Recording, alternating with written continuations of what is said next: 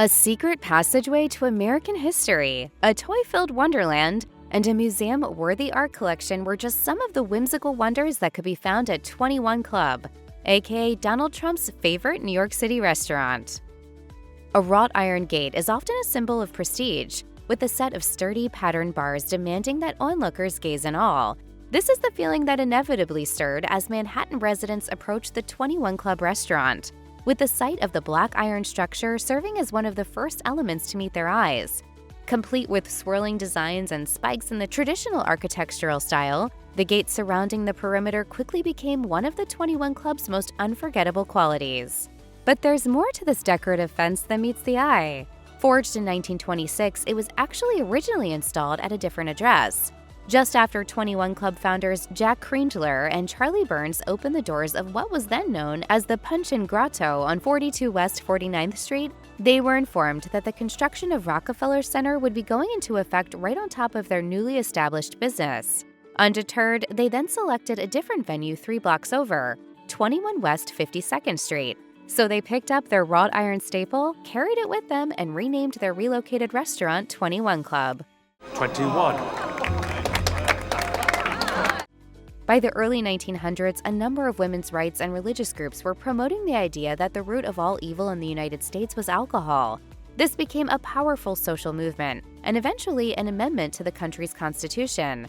And so in 1920, the sale, production, and transportation of spirits, beer, and wine of any kind, with the exception of whiskey, was outlawed.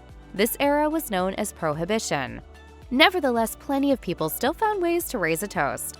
One of the most common methods for safely and discreetly purchasing a drink was through speakeasies, which were secret bars that illegally sold alcohol to thirsty patrons during this infamous period. While the 21 Club may have publicly advertised itself as an innocent upscale restaurant after its official opening, it became known as a charming speakeasy, where one could reliably snag a glass of red or a classic old-fashioned cocktail alongside a plate of luxurious American fare. Thankfully for 21, it would only have to operate in this illegal state for 3 more years, as Prohibition officially ended in 1933. During Prohibition, there were some severe limitations placed on businesses. With that in mind, the 21 Club had to be intentional and creative about safeguarding itself from the constant threat of raids. After being caught red-handed with the goods during a search in their very first year of operation, owners Jack Kreindler and Charlie Burns were determined to avoid a repeat slip-up.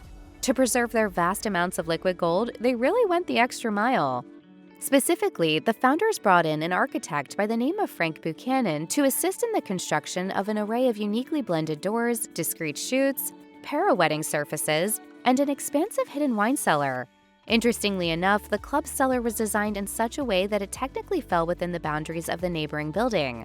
Thus, restaurant staff could report to authorities with a clean conscience that there was no alcohol in sight. These extraordinary efforts paid off, as the speakeasy is said to have remained free of any further legal issues until Prohibition ended.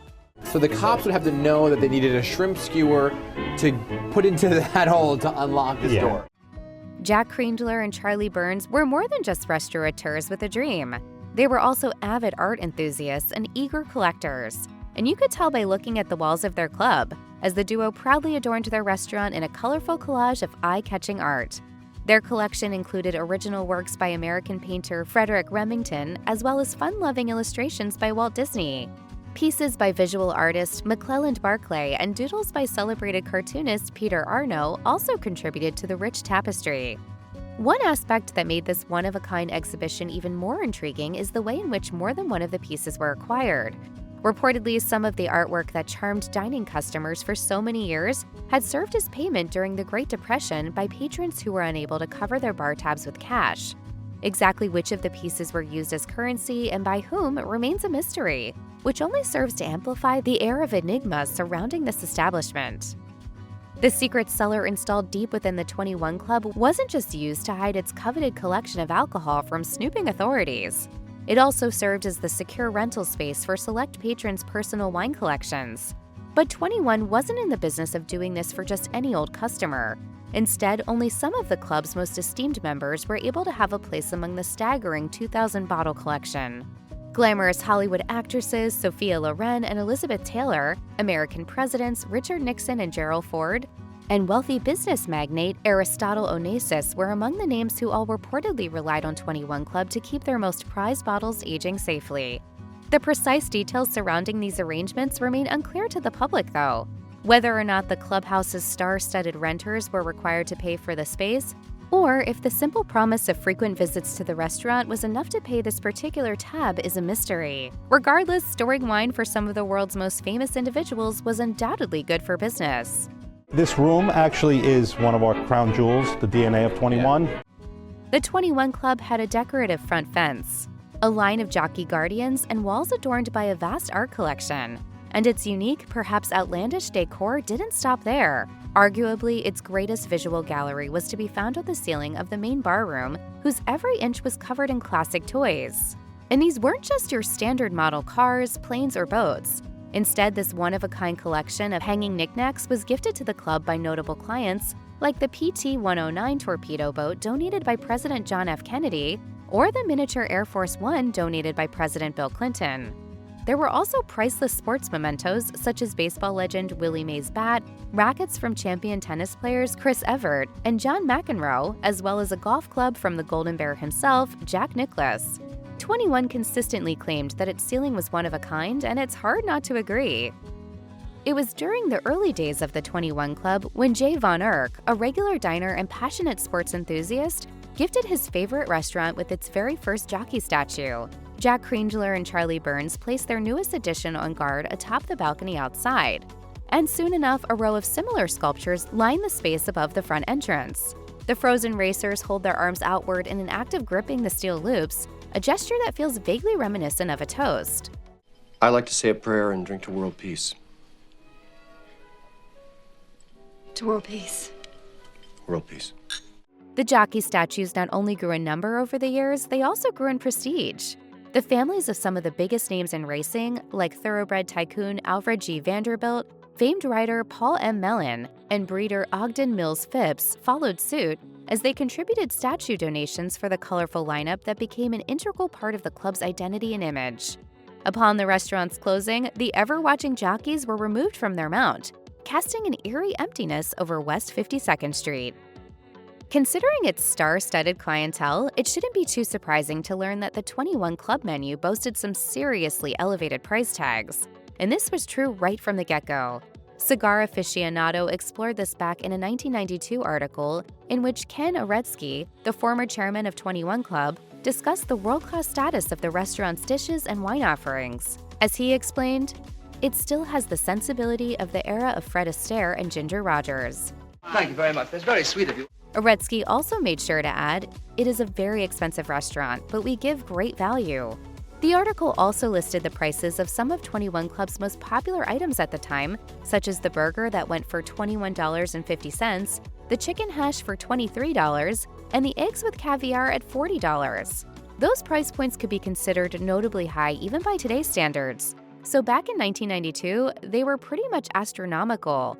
The wine bottles in the cellar, the rarest of which went for well over $2,000 a piece back then, were yet another sizable piece of the overall bill. Once upon a time, social norms dictated that dinner required formal attire. Although the days of ties, gloves, fancy hats, tailored suits, and cocktail dress requirements may be long gone, the 21 Club remained dedicated to keeping classic elegance alive until the very end, as the establishment was still equipped with uniformed doormen, greeters, coat checkers, and bathroom attendants for quite a while. It wasn't until 2009 that it loosened up its formal dress code slightly by relinquishing its long-held necktie requirement for men. This change was perhaps inevitable, brought on by the currents of both modernization and an economic downturn, which was making dining patrons scarcer. The 21 management realized that it could no longer afford to turn down hungry customers on the basis of a casual outfit. So they began allowing for a slight breach in antiquated etiquette. But that's not to say that standards were abandoned entirely. At the time of its closure, 21 was still requiring its male patrons to wear jackets, a dress code virtually unheard of in the 21st century. Perhaps no business sector was harder hit by the COVID-19 pandemic than the restaurant industry. The National Restaurant Association estimates that 100,000 restaurants closed 6 months after the onset of the pandemic, and at least 1,000 of them were reportedly in New York City. While the rich history and timelessness surrounding the 21 Club may have made it seem untouchable, unfortunately, not even this classic hangout for stars and billionaires could survive a worldwide shutdown. In March 2020, 21 Club shuttered its doors in response to the severe lack of business generated by social distancing requirements, as well as consumer nervousness about dining out safely in the first place. Patrons waited with bated breath for the news of a reopening, but alas, that day never came. Instead, in December 2020, it was officially announced that one of the nation's most famous speakeasies would be closing for good. Game over, man! It's game over! When the 21 Club shut its doors, there was plenty of skepticism that this would be a permanent closure.